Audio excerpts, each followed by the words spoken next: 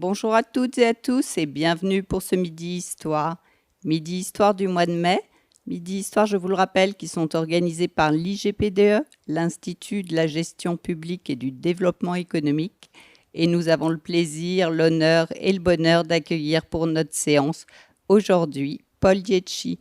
Paul Dietschi est professeur des universités. Il est professeur d'histoire contemporaine à l'Université de Franche-Comté. Et aujourd'hui, il va nous proposer une conférence autour de la petite reine dans tous ses états, une histoire de la bicyclette depuis le 19e siècle. Paul Dietschi est donc un historien de la période contemporaine. Il est un spécialiste de plusieurs sujets, à la fois des sports, de l'Italie et de la Grande Guerre. Des sports et de l'Italie, car il a consacré sa thèse qu'il a soutenue en 1997 à Société et football à Turin de 1920 à 1960. Il a ensuite consacré son habilitation à diriger des recherches au sport pendant la Grande Guerre et cette habilitation à diriger des recherches a été soutenue en 2012 à l'IEP de Paris.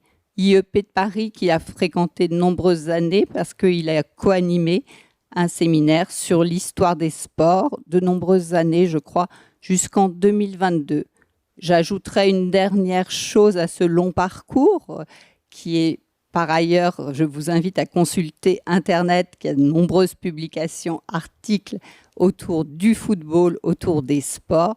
Mais je vais citer un des derniers, en tous les cas, sujets d'activité de notre intervenant, qui a depuis 2022 créé avec une équipe pluridisciplinaire une revue intitulée Football, Histoire, Culture, Économie et Société. Et je crois que cette revue qui est semestrielle, on est au numéro 3, et j'avoue que j'ai eu la curiosité de regarder à quoi elle ressemblait, et que le dernier numéro est consacré à un ballon ovale, le rugby. Donc vous voyez, il ne se concentre pas uniquement sur le ballon rond.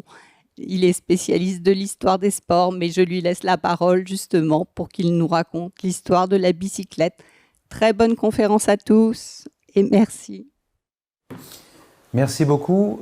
Bonjour à toutes et à tous. C'est un grand plaisir de venir parler de la petite reine aujourd'hui. Merci pour l'invitation.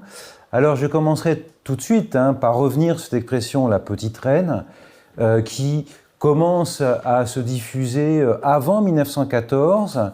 On l'associe parfois à la jeune reine des Pays-Bas, Wilhelmine, qui succède à Guillaume III en 1890 et qui avait l'habitude de se promener à bicyclette et qui l'a gardée jusqu'à la fin de sa vie.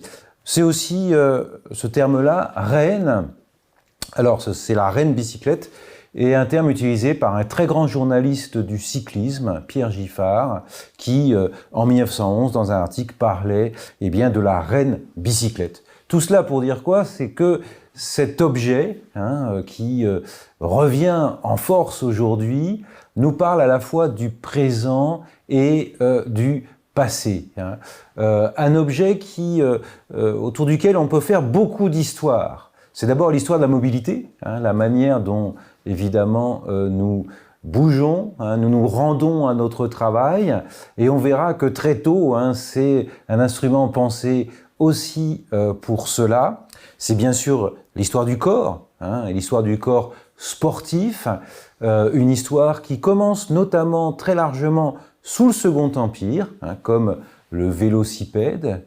Et puis, c'est aussi une histoire du genre, puisque l'utilisation de la bicyclette par les femmes à la fin du XIXe siècle suscite de nombreux débats chez les médecins, hommes bien évidemment, pour savoir si c'est quelque chose qui est décent. Et puis c'est aussi quelque chose qui a trait à l'histoire économique. C'est d'abord une industrie, c'est aussi des services, c'est aussi la presse, c'est aussi la culture de masse. Donc autour de la bicyclette, comme d'ailleurs de tout objet sportif, on peut faire une histoire du 19e siècle et du 20e siècle. Et celle-ci, c'est une histoire en pédalant et évidemment en mouvement. Alors, vous l'avez sur l'écran, j'évoquerai cette histoire-là autour de 3 temps. D'abord, on va essayer de revenir sur l'invention de cet objet, hein, l'invention de la vélocipédie. C'est vrai qu'en France, on parle autant de bicyclette que de vélo. Hein. Une histoire qui est assez longue finalement, qui court tout au long du XIXe siècle et de ses transformations économiques, sociales, culturelles. Hein. De la Draisienne jusqu'à cette bicyclette qui naît au milieu des années 1880. Ensuite, on ira à bicyclette. Alors, évidemment, on pourrait tenter de dire aussi avec Paulette, puisque cette chanson d'Yves Montand de la fin des années 60 illustre aussi le plaisir qui est celui de pouvoir se promener librement dans la campagne en étant jeune, mais aussi moins jeune. Il y a une véritable civilisation de la bicyclette, un âge d'or de la bicyclette à la fin du 19e siècle et jusque dans les années 60. Les années 60, évidemment, voient la motorisation de masse en Europe et notamment en France et relègue la bicyclette d'une certaine manière au rang de sport ou de distraction, mais beaucoup moins comme un moyen de transport. Et puis, eh bien, les années, depuis en gros les années 80, surtout 90, 2000, il y a un retour en force de la bicyclette autour d'une globalisation de sa culture. Ce n'est plus quelque chose qui avait trait à une sorte d'Europe des 6, entre France, Italie, Benelux, un peu Allemagne, un peu Espagne, mais désormais évidemment quelque chose qui se pratique dans le monde entier. Et puis surtout, il y a un comeback de la bicyclette en ville en particulier et comme moyen de mobilité douce. Voilà un peu le programme auquel je vous invite et on va commencer d'abord par l'invention de la vélocipédie avec cette image qui représente une des premières courses de vélocipèdes au parc de Saint-Cloud à la fin du règne de Napoléon III. Alors, le vélocipède ou la bicyclette a pour origine cet objet qui a été créé, alors le voilà, la Draisienne que vous connaissez évidemment parce que c'est un objet qui est en général offert aux enfants et on sait que on les voit dans la rue, parfois mal maîtriser leur engin. C'est un objet qui est inventé par un aristocrate allemand que vous avez ici, le baron Karl Drey von Sauerbrunn, qui est un fonctionnaire du Grand-Duché de Bade, qui, comme beaucoup de ses pairs aristocrates, s'intéresse à inventer des machines, à créer. Alors, il crée d'abord en 1813 une phare machine, une machine à 4 roues que l'on fait avancer avec les pieds. Ce qui intéresse d'ailleurs beaucoup le tsar Alexandre Ier, qui lui offre d'ailleurs une bague pour le féliciter. Et puis, ensuite, en 1817, c'est la Laufen Machine, donc la machine à courir, cette draisienne que l'on voit ici, qui est essentiellement composée de bois, qui donc doit permettre, à un moment où on réfléchit beaucoup sur la vitesse.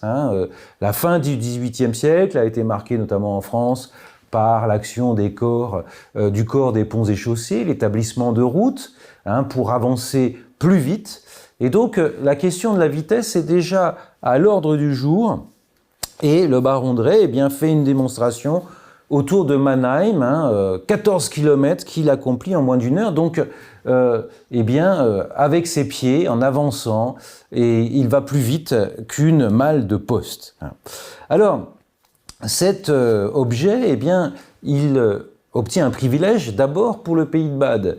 Ailleurs, n'importe qui peut l'acheter pour ensuite le fabriquer sans payer de droits de brevet. Ce qui fait que en 1818, ses représentants à Paris vont faire breveter l'engin et pour montrer son intérêt, organisent une course dans les jardins du Luxembourg. C'est l'image que vous voyez ici. Alors, c'est une image un petit peu évidemment aussi ironique, puisque si vous regardez au fond, on voit un des coureurs mal maîtriser son engin et rencontrer un arbre du Jardin du Luxembourg, mais il y a quand même plus de 2500 personnes qui assistent à cette course qui est organisée pour réunir des fonds venant en secours aux victimes d'un incendie qui avait eu lieu dans le théâtre de l'Odéon.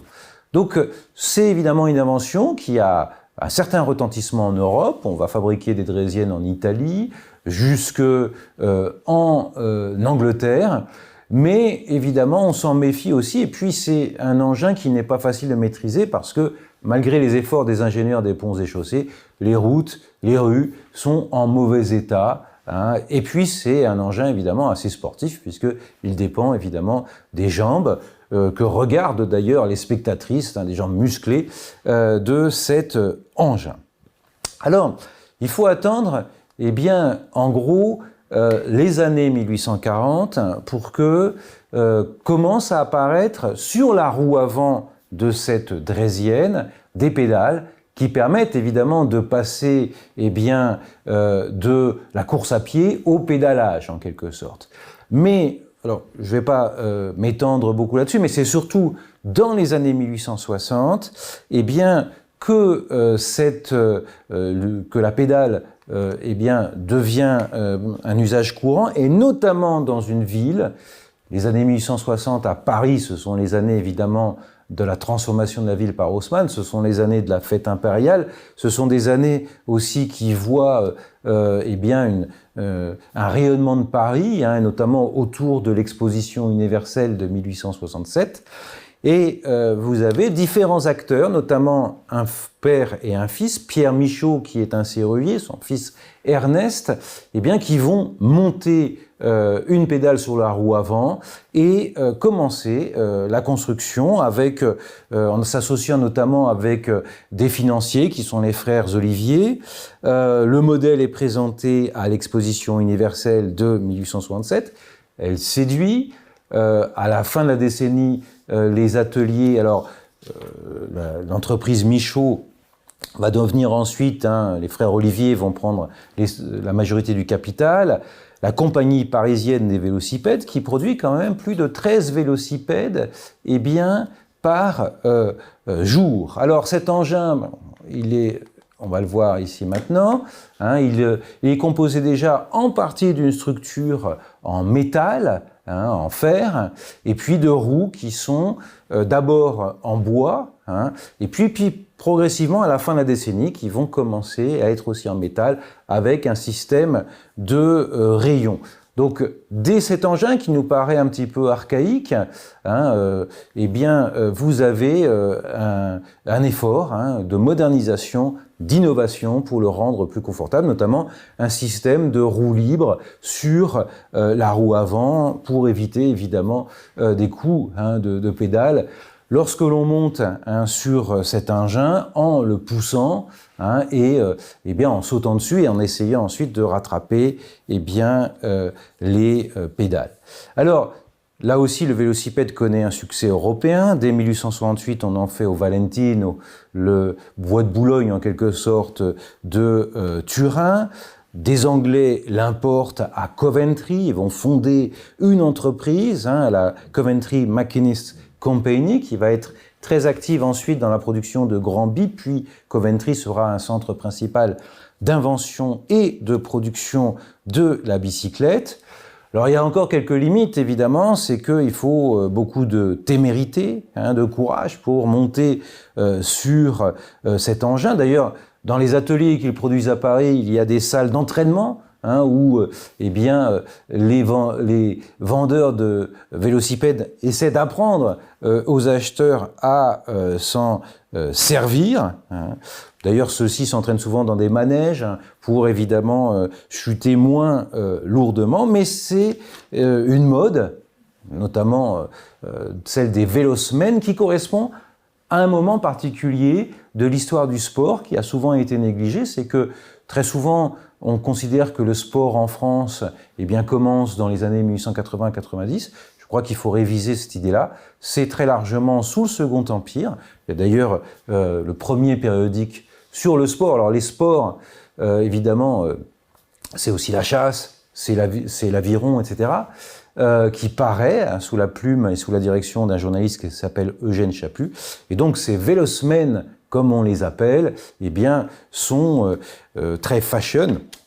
évidemment, sont remarqués, à tel point d'ailleurs que paraît en 1869 en Angleterre eh bien, un ouvrage qui s'appelle The Velocipede, How to Use It, et qui décrit son utilisation à Paris, en disant que des fonctionnaires résidant en banlieue, on est en 1869, se rendent au bureau chaque matin sur ce nouveau cheval de fer. Cela interpellera sûrement les utilisateurs de certains trains de banlieue de ce côté-ci de la Manche, c'est-à-dire à Londres. Le même livre cite aussi des garçons de course de la Banque de France qui se rendent en vélocipède à leur travail. Bon, cette mode, eh bien, c'est aussi celle des courses. La première moitié du XIXe siècle, mais ça existe déjà à la fin du règne de Louis XVI, voit un essor tout à fait considérable des courses de chevaux, notamment sous le Second Empire. On va construire les premiers grands hippodromes à Paris. Et donc, ce cheval de fer, il va servir aussi à des courses de chevaux. La première, eh bien, en 1867, 100 vélocipédistes qui vont des Champs-Élysées et au château de Versailles. En 1868, dans le parc de Saint-Cloud, à la Pentecôte. Vous avez vu sur les images que c'est le modèle de la course hippique qui prédomine, avec eh bien, une casquette de jockey, une casaque. Ça sera d'ailleurs la même chose finalement pour la course à pied. C'est ce que le grand historien du corps et du sport, Georges Vigarello, a appelé la loi de transposition des modèles. Et puis en 1869, c'est la première véritable course sur route, au mois de novembre, il ne faisait pas forcément très beau, entre Paris et Rouen, 120 km, qui est remportée par cet homme que vous voyez à droite, l'anglais James Moore, qui avait aussi remporté la course du parc de Saint-Cloud. Et donc apparaît évidemment une civilisation du sport. James Moore a, pour cette course, un vélocipède avec un roulement à billes sur la roue avant, des bandages en caoutchouc plus épais sur les roues. Et donc, ce sport du vélocipède semble appeler à un très grand avenir. Plus de 150 villes françaises organisent de ces courses. Or, comme évidemment vous le savez, la fête impériale s'achève par Sedan, la défaite de la France dans la guerre franco-prussienne, ce qui fait que, certaines entreprises comme la Compagnie parisienne des vélocipèdes transforment leur activité en production d'armes. Et puis, cette mode tombe en partie, même si des clubs vélocipédiques, des sociétés vélocipédiques continuent à exister. Et finalement, le relais, à ce moment-là, est pris par la Grande-Bretagne. Alors, la Grande-Bretagne, c'est là où va avoir véritablement lieu la révolution de la bicyclette, c'est-à-dire l'invention d'un engin qui est utilisable par tous et toutes, et qui est évidemment confortable. Avant cela, il y a une évolution qui est déjà visible à la fin des années 1860, c'est l'apparition du grand bi. C'est-à-dire, on l'a vu sur la machine de James Moore, la roue avant est déjà beaucoup plus grande que la roue arrière. Sur le grand bi, la roue peut atteindre les 1,30 m. Ces grands bis sont produits d'abord en Angleterre, à Coventry, et certains grands coureurs de vélocipèdes, comme le français Charles Théron, sont équipés de ces machines. Elles vont commencer aussi à être produites en France, par exemple à Levallois-Perret, grand centre industriel parisien s'il en est, et notamment par Adolphe Clément, qui fonde son entreprise en 1878, qui finira par produire aussi des bicyclettes, des motocyclettes et des automobiles. Alors le problème du grand bi, évidemment, c'est de monter et descendre dessus en mouvement. On saute sur l'engin, et puis il faut évidemment aussi rattraper les pédales. Pour descendre, en général, on saute par l'arrière, mais c'est évidemment un exercice relativement dangereux. Les démonstrations, les courses de grand bi se terminent parfois par une sorte de château de cartes qui tombe, hein, les Granby tombant les uns sur les autres. Et je ne résiste pas à citer ce que écrit Mark Twain hein, dans un livre sur son apprentissage de la bicyclette. Acheter un bicycle, c'est comme ça qu'on l'appelle aux États-Unis et en Angleterre, vous ne le regretterez pas si vous survivez. Alors, le danger, évidemment, il est là, ce Granby demande une bonne condition physique. Vous avez l'autre image, c'est une démonstration hein, de Granby à la fin des années 1920, début des années 30 à Paris. Et donc, l'état des routes étant évidemment difficile, le Granby a un usage relativement limité. Donc, l'une des possibilités, c'est aussi pour les femmes, le tricycle, dont on voit d'ailleurs à l'arrière de la publicité hein, des bicyclettes de haute précision Lévy, est bien un exemple. Alors, la révolution, c'est évidemment l'invention de la bicyclette. Au milieu des années 1880, à Coventry, notamment par Henry Lawson, qui va créer la bicyclette Birmingham, Small Arms Company, qui va donc le BSA, qui va aussi ensuite produire des motos hein, fort renommées. C'est John Kemp Starley qui fabrique la Rover Safety, et donc c'est ce qu'on va appeler la Safety Bicycle ou la bicyclette de sécurité. Pourquoi ? Parce que eh bien, elle est beaucoup moins dangereuse, beaucoup plus stable, moins haute que le Granby. Et grâce à quoi ? Grâce évidemment à une propulsion par l'arrière, hein, grâce à une chaîne qui est reliée à un pédalier qui est placé juste sous les jambes eh bien, du cycliste ou de la cycliste. Hein. Alors, ça va évidemment aussi complexifier l'industrie, on y reviendra, du cycle, hein, puisqu'il faut aussi produire des chaînes, il faut produire des pignons, il faut produire également les freins, et puis on va y revenir, va se poser aussi la question des pneus, hein, qui vont remplacer eh bien, les bandes de caoutchouc fixées autour des roues.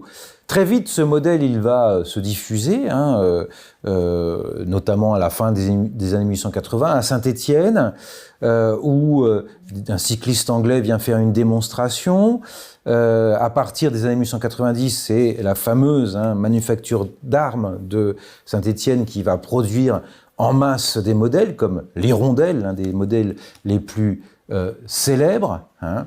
Et évidemment, la publicité qui est faite, c'est d'abord celle de cet aspect commode, sûr, hein, avec aussi la possibilité pour les femmes de pratiquer la bicyclette. Mais ce n'est pas évidemment évident dès le départ. Il y avait eu à la fin des années 1860 déjà des femmes qui s'étaient emparées du vélocipède. Les féministes, hein, les suffragettes considèrent que c'est un instrument de libération de la femme, d'indépendance. Hein. Par la bicyclette, la femme peut évidemment avoir son indépendance. Elle est égalitaire pour un certain nombre de ces mouvements féministes, même si la presse féminine eh bien, stigmatise ce qu'elle appelle les Amazones modernes. Alors, l'usage de la bicyclette, il est important parce qu'il correspond aussi à une transformation du vêtement féminin. Il nécessite de s'affranchir du corset qu'on voit encore hein, sur cette image donc des cycles papillons.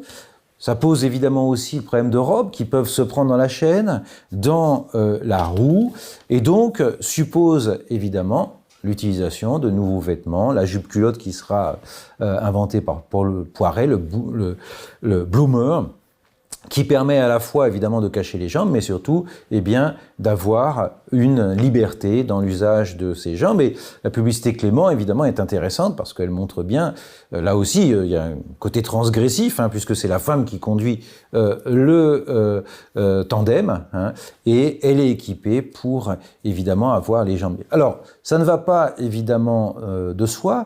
Les médecins recommandent, ou certains médecins recommandent, la bicyclette parce que c'est un bon moyen de lutter contre la neurasthénie, hein, qui serait le propre des femmes, ça développe la musculature.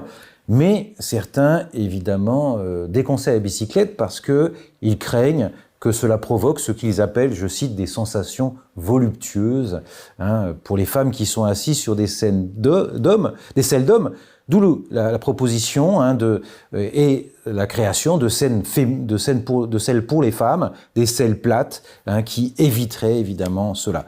Alors, cette prévention, elle va durer. En 1929, le pape Pie IX, encore, hein, dans une de ses encycliques, eh bien, dit que la bicyclette, ça met en danger la modestie propre aux femmes, hein, leur pudeur, et que donc il faut évidemment que cet usage il soit fait de manière évidemment limitée. Mais les femmes commencent évidemment à s'en emparer, et c'est surtout évidemment dans les années 30, et puis sous l'occupation bien évidemment, que le vélo devient très largement une pratique féminine. Alors, à la veille de la Première Guerre mondiale, eh bien, on va voir que le vélo, ou la bicyclette, inventée au milieu des années 1880 par les Britanniques à Coventry, eh bien, c'est très largement diffusé et crée une sorte de culture, de civilisation du vélo qui va aussi bien de l'industrie à la grande presse, au spectacle sportif, et surtout le vélo fait partie du quotidien des Européens, et notamment des ouvriers français, italiens plus particulièrement. Alors, retour sur l'industrie de la bicyclette. Cette industrie de la bicyclette, eh bien, elle va devenir une industrie de masse, hein, puisque, vous voyez, en 1890, il y a 50 000 bicyclettes en France, plus de 3 500 000 en 1914. À cette date, il y en a 10 millions aux États-Unis. Hein, donc c'est évidemment un moyen de transport qui n'est devenu évidemment plus véritablement rare, qui s'est très largement diffusé. 3,5 millions, c'est à la fois à ce moment-là, eh bien, les modèles qui sont neufs, et puis il y a un marché d'occasion qui s'est développé et qui permet à la bicyclette d'être aussi plus accessible. Alors, cette industrie, elle ressemble à l'industrie française de l'époque, qui est partagée entre la naissance de l'usine, de la grande usine, telle que, alors Alcyon, c'est une des marques françaises les plus célèbres, voilà, les cycles Clément, motocycles, hein, voilà, la plus vaste usine du monde. Donc, entre grande usine et puis aussi atelier, comme on voit ici chez Alcyon. Également, comme dans l'automobile aujourd'hui, il y a tout un réseau à la fois de vendeurs, de distributeurs, mais aussi de mécaniciens qui se développent pour la distribution et la réparation, où se développe l'industrie de la bicyclette, évidemment dans les grands centres industriels, Paris évidemment en premier lieu, les centres métallurgiques comme Saint-Étienne, bien évidemment, autre lieu. Et d'ailleurs, je vous recommande au passage la visite du musée des arts et de l'industrie de Saint-Étienne, où il y a une très belle collection de vélos. Et puis aussi d'autres lieux, bon, par exemple la Franche-Comté, le pays de Montbéliard, où différentes branches de la famille Peugeot, après avoir fabriqué eh bien des scies, après avoir fabriqué des outils, des machines à café, se mettent, à partir des années 1890, à la bicyclette, eux aussi. Alors, c'est évidemment une production de masse qui va aussi susciter tout un développement d'équipementiers, hein, pour évidemment la fabrication des chaînes, la fabrication des freins, et puis aussi pour les pneus. Hein. Alors, pendant longtemps, les pneus ont été, eh bien, d'abord des bandages ou des pneus pleins, ce qui évidemment rendait assez inconfortable eh bien, le fait de circuler sur les routes. Et puis, notamment, à la fin des années 1880, eh bien, un chirurgien vétérinaire écossais établi à Belfast, hein, qui s'appelle Dunlop, dont le nom est resté évidemment célèbre, fabrique eh bien, un des premiers pneus, donc un pneumatique gonflé, qu'il fixe sur une roue, et c'est aussi le cas de la famille Michelin, hein, notamment Édouard Michelin. Les Michelin sont établis depuis 1830 à Clermont-Ferrand, et eux aussi vont commencer à produire des pneus gonflables qui permettent à, notamment lors des premières très grandes courses cyclistes en France, organisées par le petit journal qui est le fleuron de la presse populaire, de la presse à un sou, et donc c'est une course Paris-Brest-Paris, et les Michelin ont fait équiper le vélo de Charles Théron de ces pneus donc gonflés avec une chambre à air, et Théron va arriver à Paris finalement avec 8 heures d'avance sur ses concurrents, même s'il a crevé plusieurs fois. Pour quelle raison? C'est que évidemment le confort est nettement supérieur, notamment les vibrations que l'on ressent, la fatigue pour tenir le guidon. Ils vont même organiser en 1892 une course Paris-Clermont-Ferrand, où ils vont d'ailleurs mettre des clous sur la route pour montrer évidemment que leur pneu fonctionne, et puis peut être changé rapidement. Donc c'est la naissance évidemment de cette grande entreprise qui aujourd'hui est l'un des grands évidemment du pneumatique dans le monde. Alors comme le montre cette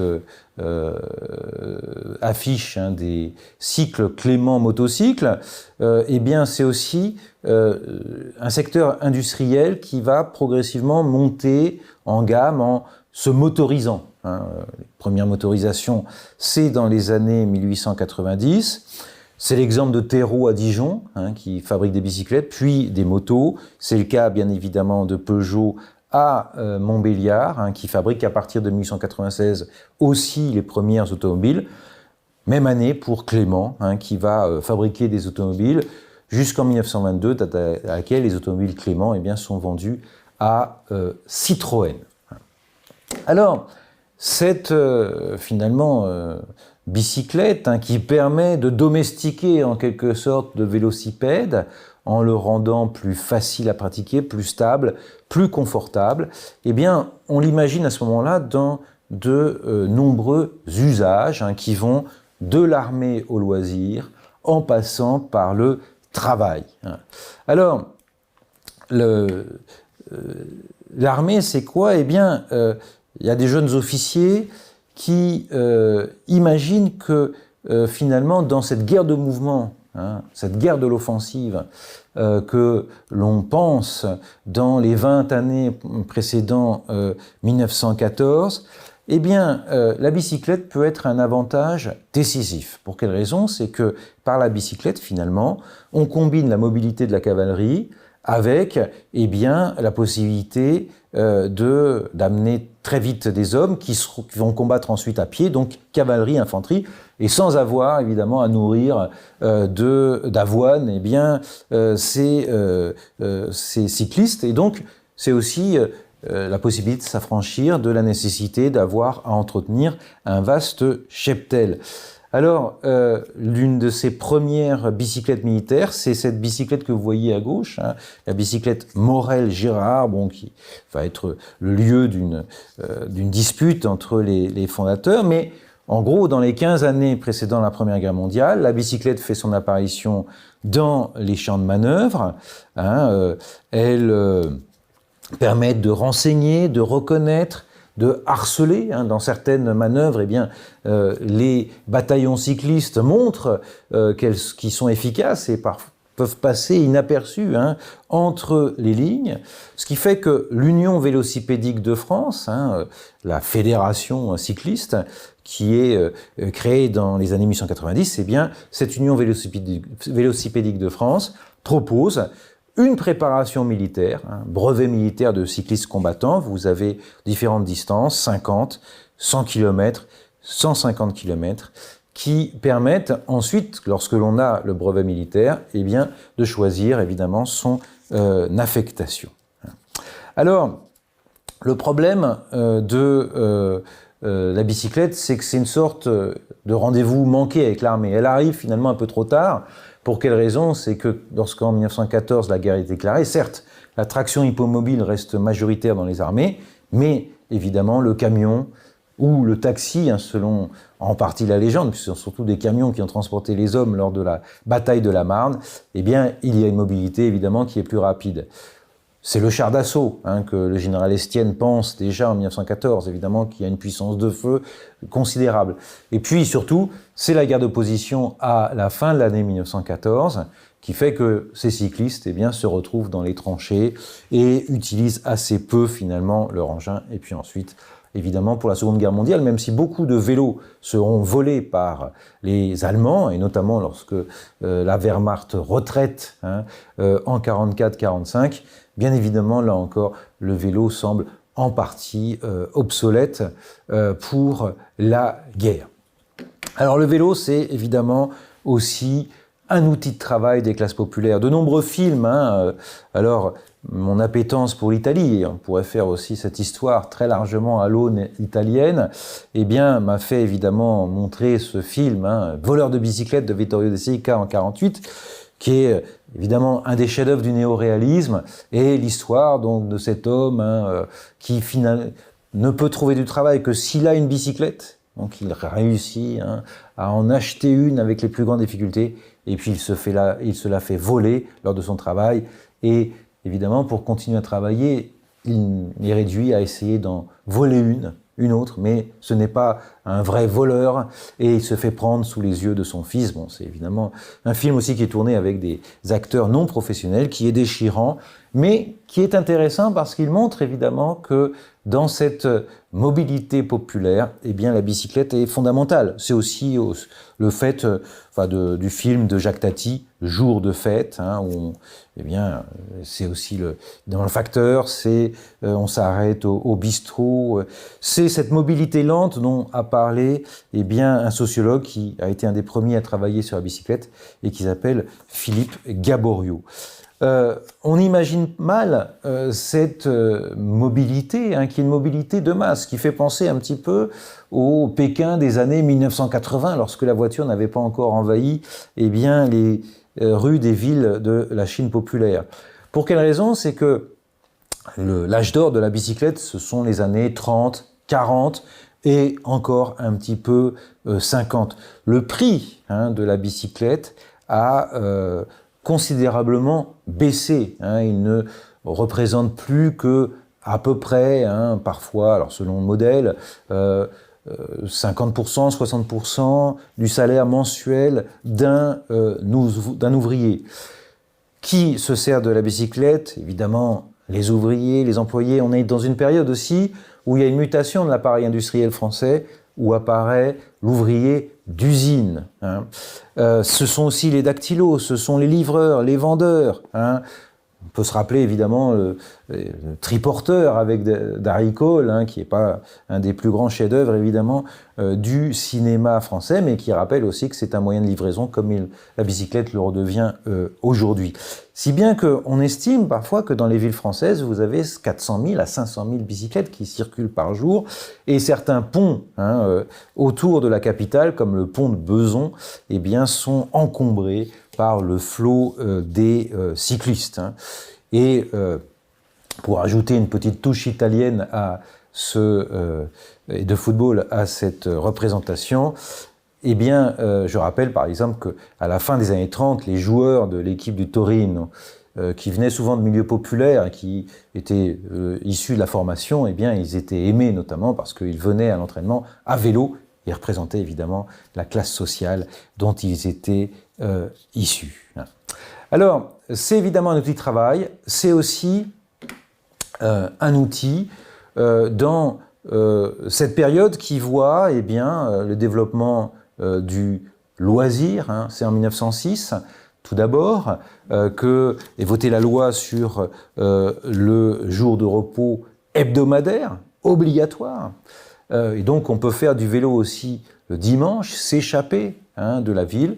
Et puis, bien évidemment, bon, j'aurais pu montrer cette photo-là, une photo iconique, même si elle est un peu fausse, du Front populaire, et donc de ces couples d'ouvriers cyclotouristes partant en vacances sur un tandem. En fait, beaucoup d'ouvriers eh bien, sont restés, et puis parfois certains disaient que se méfier un petit peu, est-ce que si l'on part, on va retrouver son travail en rentrant. En tout cas, ce mouvement cyclotouriste, eh bien, il se développe autour de la création du Touring Club de France d'abord, puis de différentes associations, clubs, etc. Et notamment autour d'un acteur qui est Paul de Vivy, qu'on voit ici à 29 ans. Il va se faire, le pauvre, renverser par un tramway l'année suivante et il décédera de ses blessures. Il est à Longchamp, donc lors d'un critérium des vieilles gloires. Qui est Paul de Vivy? Il vient d'une famille de la noblesse gasconne. Il va travailler notamment dans l'industrie de la soierie, ce qui va l'amener aussi dans les années 1880, eh bien, après avoir essayé lui-même le vélocipède, à se rendre en Angleterre. Et il va créer, eh bien, une entreprise de production de vélos qui s'appelle la Gauloise, un périodique spécialisé le cycliste, et puis surtout, ça sera l'un des promoteurs, eh bien, de ce cyclotourisme. Il invente notamment des diagonales pour traverser la France. Il stimule les jeunes et puis également, eh bien, il va aussi travailler sur le dérailleur, qui est évidemment quelque chose de nécessaire pour en particulier pour les cyclotouristes. Alors, autre aspect, c'est évidemment le fait que le vélo devient véritablement le sport roi. On imagine mal le prestige qui est celui de ce sport, prestige qui est porté d'abord par une presse sportive pléthorique et protagoniste, dans le sens où, eh bien, la presse veut évidemment montrer le vélo, rendre compte du vélo, mais crée aussi l'événement pour évidemment accroître ses ventes. Alors, cette presse sportive, vous avez des historiens comme Philippe Tétart qui en ont fait des recensions. En gros, les années 1880 et 1914, on peut eh bien recenser plus de 1500 titres sportifs, alors qui parfois ont une durée de vie assez limitée, mais quand même, eh bien, vous avez des quotidiens, des hebdomadaires, des bi-hebdomadaires. Alors, le roi de la presse sportive, c'est d'abord Le Vélo, en 1892, un quotidien créé par Pierre Giffard, qui est un ancien eh bien, du Petit Journal, avec un jeune journaliste, Paul Rousseau, et qui en quelque sorte est celui qui a le monopole, en tout cas le plus grand succès, même s'il y a bien d'autres périodiques qui paraissent à l'époque. Et puis là, ce serait évidemment l'objet d'une autre conférence. Ce vélo suscite des jalousies, des convoitises. Giffard est un Dreyfusard. Et il défend l'honneur du capitaine Dreyfus dans ses colonnes, ce qui, eh bien, ne plaît pas du tout à un certain nombre de ses commanditaires et donneurs d'ordre en matière de publicité et réclame, comme le comte de Dion, qui eh bien, va s'associer avec un ancien coureur cycliste licencié en droit, Henri Desgranges, pour créer d'abord l'auto-vélo. Un procès est intenté à l'auto-vélo, et donc l'auto-vélo devient l'auto, mais surtout en 1903, eh bien, l'auto crée le Tour de France, et donc ce Tour de France va en quelque sorte eh bien, couler le vélo parce qu'il devient la grande compétition nationale qui fait la fortune en particulier de l'auto, dont vous voyez ici les rotatives.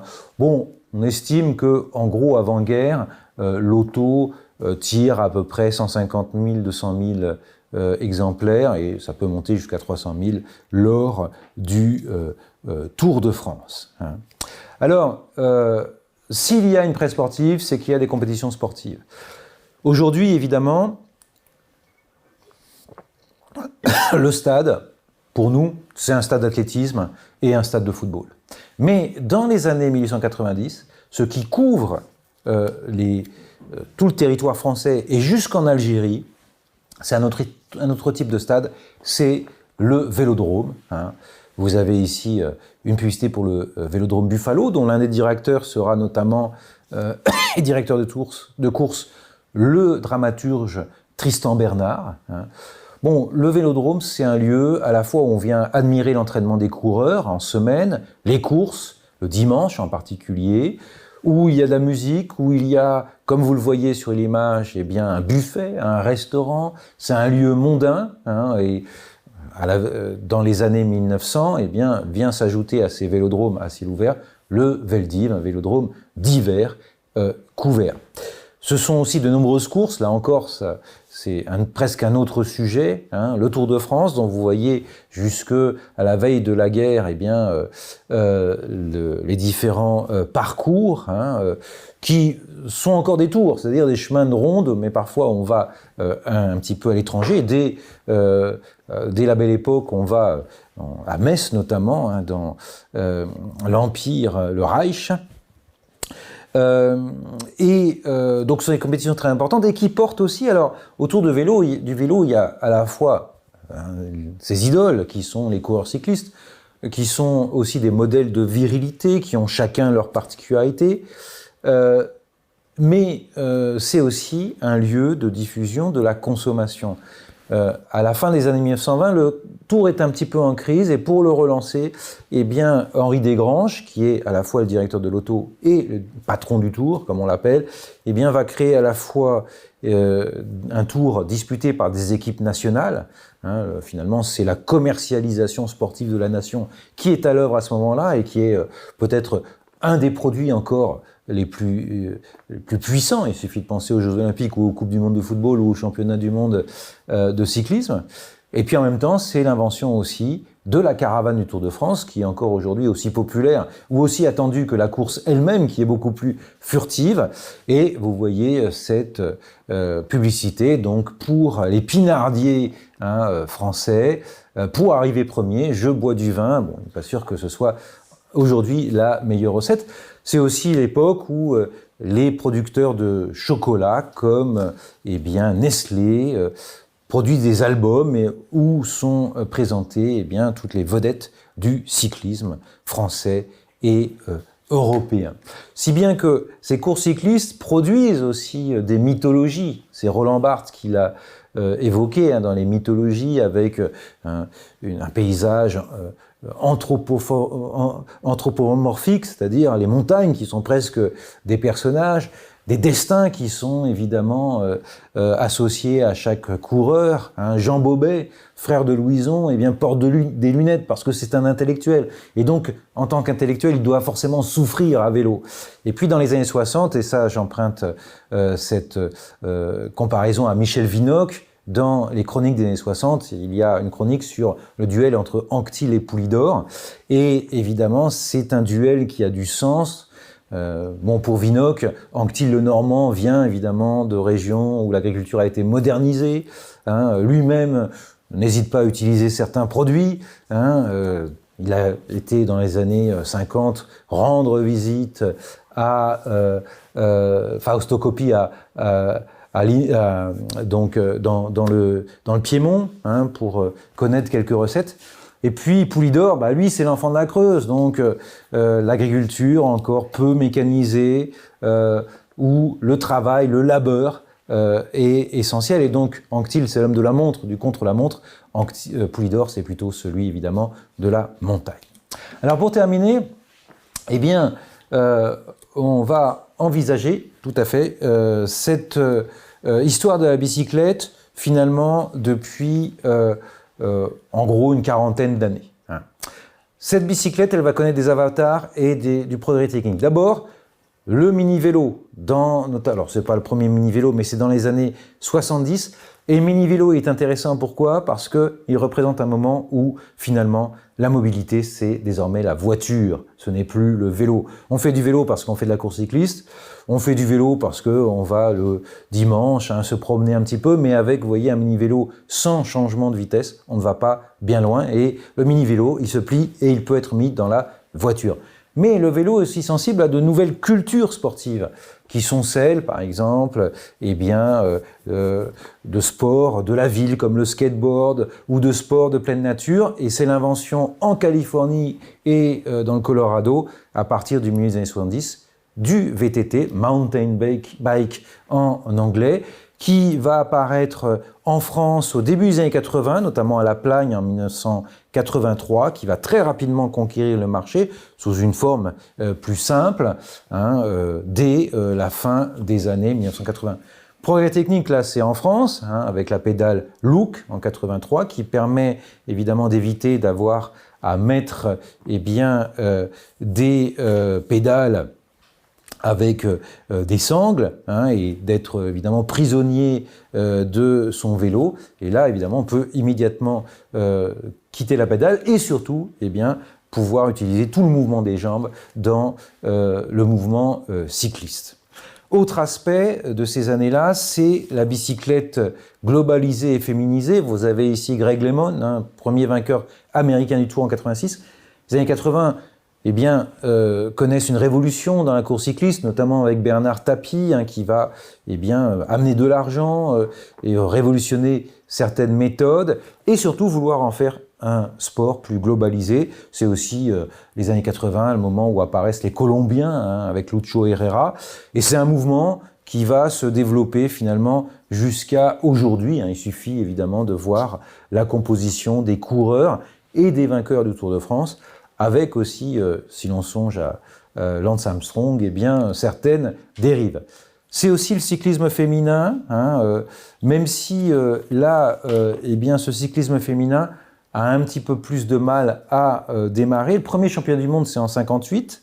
Le cyclisme féminin apparaît aux Jeux sur route en 84, sur piste en 88, mais disons que il y a des difficultés à sa médiatisation. Un Tour de France féminin est organisé de 84 à 89. Il est un petit peu animé par la rivalité entre Gianni Longo et son ennemie ou rivale italienne Maria Canins, mais il s'arrête en 89 et puis il a repris Tour de France des femmes depuis 2022, mais qui se court à l'issue du Tour de France masculin et sur une distance beaucoup plus réduite avec un public beaucoup moins important. Surtout, ce qui est important, c'est quoi? C'est que le vélo is back en quelque sorte dans la ville. Voilà le plan vélo 2021-2026 de la mairie de Paris qui permet on voit évidemment notamment la piste cyclable sur la voie Georges Pompidou, qui était le symbole de l'entrée de la voiture et de la circulation dans Paris. Alors, qu'est-ce qui est bien évidemment, c'est les évolutions à la fois de la population urbaine, les enjeux environnementaux. Le vélo n'avait pas totalement disparu de la ville. Aux Pays-Bas, il a été toujours très largement utilisé, notamment les années 70 ont stimulé et la crise pétrolière dont souffraient plus particulièrement les Pays-Bas. Je ne sais pas si ceux qui ont mon âge se rappellent qu'il y avait des dimanches sans voiture. C'est aussi les villes d'Émilie-Romagne, Bologne, Modène, etc., où le vélo a toujours été très utilisé, à la fois pour ce goût des Italiens pour le vélo, mais aussi parce que ce sont des villes plates, évidemment, où il est facile de circuler. Alors, ce vélo, là je vous renverrai à un livre que j'ai cité en conclusion. Il est aussi au cœur, et c'est pour ça que le vélo est toujours intéressant, de plein de choses. La question des mobilités douces, bien évidemment, mais qui n'est pas aisée, parce que, certes, pour des jeunes gens, on revient au temps du vélocipède, en pleine forme, ça va, c'est facile. Mais pour des gens plus âgés, quid aussi des enfants? Certes, il y a les vélos cargo, mais ce n'est pas forcément toujours facile. Ou évidemment, pour les personnes qui ont plus âgées, la voiture reste évidemment importante.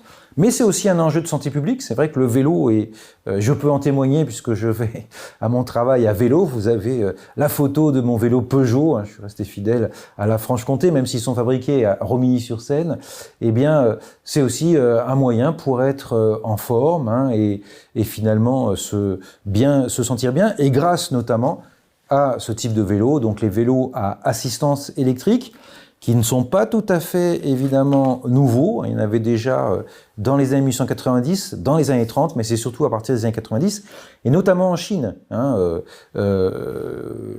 2007, il y a plus de 10 millions déjà de vélos électriques en Chine, avec des producteurs plus traditionnels, entre guillemets, Matra, Peugeot par exemple, Solex, et puis de nouveaux comme Moustache ou encore évidemment Decathlon qui permet de populariser ce vélo. Et bien évidemment, le vélo à assistance électrique, c'est quelque chose qui n'est pas nouveau, mais qui permet à la fois de transporter des charges, qui permet d'arriver au travail sans être plein de transpiration, et c'est certainement un des véhicules de l'avenir, à condition évidemment que les pistes cyclables soient un réseau continu. Je peux en témoigner, près de Besançon, il n'est pas toujours continu, donc parfois il y a de très belles pistes cyclables et puis on arrive sur une route avec des camions. Donc c'est évidemment un enjeu de ces années-là, le réseau n'a pas été pensé pour le vélo. Alors pour conclure, j'espère dans cette heure vous avoir montré à la fois l'intérêt historique du vélo, avoir tracé évidemment les grandes lignes de son évolution technique, mais aussi évidemment la question sociale qui peut être autour de sa question économique, de cette civilisation du vélo que nous avons vécue, notamment dans la presse, ces compétitions qui restent très populaires en France. Le Tour de France, c'est vrai, c'est un événement pour les Français, c'est aussi une porte d'entrée pour les étrangers. Et puis, le vélo est revenu à la fois, évidemment, d'autres formes, le VTT par exemple, mais aussi, évidemment, il est au cœur de la question des mobilités douces aujourd'hui. Alors, pour aller plus loin, des livres qui sont encore disponibles, Prior George, la grande histoire du vélo, qui revient très bien sur les débuts de la vélocipédie, un livre du journaliste et écrivain Éric Fotorino, également grand cycliste devant l'éternel, Petit éloge du Tour de France, une synthèse des différents travaux sur l'histoire du Tour de France de Jean-François Mignot, et puis si vous voulez connaître les débats, alors il est de parti pris, Frédéric Errand, parce que évidemment c'est un militant du vélo, mais c'est un livre tout à fait intéressant sur justement l'actualité et l'avenir de la bicyclette. Donc là aussi, un livre paru à la découverte en 2014. Je vous remercie de votre attention. Merci beaucoup. Merci pour cet exposé qui nous ramène assez loin, mais qui montre aussi que voilà, la bicyclette a traversé le temps avec des moments où elle était plus ou moins à l'honneur. J'espère qu'elle le sera dans les années qui viennent encore. Je vais me faire l'écho de quelques questions. Est-ce que vous pouvez nous dire à quel moment le vélo est entré dans les JO? Eh bien, dès 1896. Dès 1896, vous avez une épreuve aux Jeux d'Athènes. D'ailleurs, vous avez des cyclistes français. Et donc, ça fait partie des épreuves olympiques, même si, évidemment, les Grecs de l'Antiquité ne connaissaient pas le vélo. Donc, dès 1896, et puis ensuite, petite référence à Paris. Les Jeux de Paris 1900, ils ont été un petit peu appelés a posteriori, parce que c'est toute une série d'événements situés dans l'exposition universelle de 1900, mais c'est à ce moment-là qu'on construit la CIPAL, le vélodrome municipal de Vincennes, qui existe encore. Donc, et qui montre aussi que l'équipement sportif de la Belle Époque, c'est d'abord le vélodrome. En termes économiques, ça représente quoi à peu près le secteur aujourd'hui de production et d'investissement et de recherche Là, c'est une question, c'est évidemment beaucoup moins que l'automobile, évidemment, parce que quand on fait faire une révision pour une automobile, c'est 3, 4 fois, 5 fois plus cher qu'un vélo. Un vélo électrique, en gros, il y a tous les prix, ça va de 700, 600 euros jusqu'à 10 000 euros. Donc, honnêtement, j'aurais du mal à vous donner un pourcentage. Surtout, c'est un secteur qui est en plein essor, en pleine transformation. C'est-à-dire que c'est intéressant d'ailleurs de voir le vélo. Une grande partie de la production avait été délocalisée ailleurs, évidemment en Chine, etc. Ce qui fait que vous avez des fabricants historiques du type Peugeot, Gitane, etc., qui ont réduit leur production très fortement. Et puis le vélo électrique a été une nouvelle opportunité, aussi parce qu'on peut acheter des composants un peu partout. Moi, sur mon vélo, j'ai un moteur Bosch. Les batteries, elles viennent de Chine. Et ce qui fait que c'est un secteur, justement, qui s'est développé, notamment autour de fabricants type Moustache, etc., Donc des sortes de start-up qui ont inventé le... Mais aujourd'hui, il y a une limite, hein, c'est qu'on a aussi fabriqué beaucoup de vélos. Donc il y a une baisse relative des ventes. Hein. Donc là, le chiffre d'affaires, le pourcentage, je ne pourrais pas le dire, je ne veux pas dire de bêtises. Et alors, qu'est-ce qui explique que le vélo a été inventé si tard finalement Je pense qu'il y a un concurrent quand même au vélo, c'est le cheval. Hein. Le cheval était quand même partout. C'est Rousseau d'ailleurs dans l'Émile qui préconise d'apprendre à Émile à monter à cheval, pas pour évidemment être un aristocrate, mais parce que c'est utile. Donc bien évidemment, le cheval a été sans doute une limite. Bon, il suffit de voir par exemple l'automobile, le Fardier de Cugnot, c'est dans les années 1780, mais il faut attendre un siècle pour que l'automobile ensuite soit créée. Donc c'est aussi, je pense, enfin, il y a aussi un aspect important. Si le vélocipède séduit, commence à apparaître notamment dans ces années 1860, ce sont des années aussi qui voient l'exode rural, alors surtout concentré sur Paris, il suffit de lire Zola pour évidemment se le rappeler. Et donc certainement, ce qui stimule aussi le développement du vélo, c'est le besoin de ces mobilités urbaines. Hein. Aussi la naissance du sport, hein, l'idée de compétition et de trouver de nouveaux lieux de compétition. Également, dans ce siècle très hygiéniste qui est le 19e siècle, le souci du corps. Hein. Donc, des choses qui apparaissent d'ailleurs au 18e siècle, hein, la gymnastique. Mais il faut du temps, évidemment, pour que ça se développe. Et puis aussi, il y a un autre aspect important, c'est les routes. C'est-à-dire que l'état des routes, malgré les ingénieurs des ponts et chaussées, est quand même assez mauvais. Et donc, et ça sera aussi la révolution de la bicyclette, d'être plus stable et plus confortable. Merci. Écoutez, il n'y a pas d'autres questions. Donc, on va s'arrêter là pour aujourd'hui en vous remerciant énormément de nous avoir donné cette profondeur historique sur un sport et une mobilité qui, je n'en doute pas, sera mise à l'honneur dans les années qui viennent. Merci à vous. Bon après-midi à tout le monde. Merci.